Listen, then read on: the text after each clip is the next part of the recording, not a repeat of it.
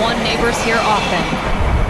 But this sight is something Scott Eason hoped he'd never come across. My mind was kind of racing, and I came up here and the cops wouldn't let me pass the caution line, but I looked forward and I saw his car on the other side of the train. I was like, ah. They just would have fixed the tracks. This might not have happened. Scott was roommates with the victim. He says they hadn't lived together long, but that he was a nice guy and a good father to his 2 kids who survived the accident. The victim was reportedly driving from the house on this dirt road, taking his 2 kids to school. We told him whenever he first moved in is you got to be careful of those tracks, and he understood. Neighbors say private crossings like this one are hard to get through, especially in a small car. Getting traction on gravel's tough, and the time it takes to get over the tracks is why neighbors say they'd like to see something better put in place.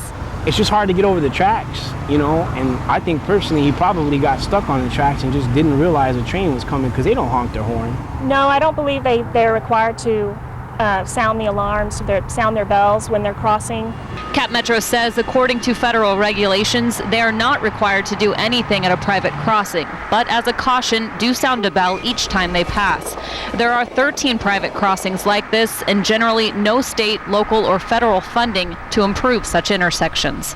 A concern Scott Eason says he's addressed since the Metro Rail went in, and hopes now something more will be done. I knew it was going to happen, I just didn't know to who. The trains have been back up and running since early this afternoon. Again, this is the first fatality for Cap Metro Rail and a car. Reporting in North Austin, Karina Klenk, YNN.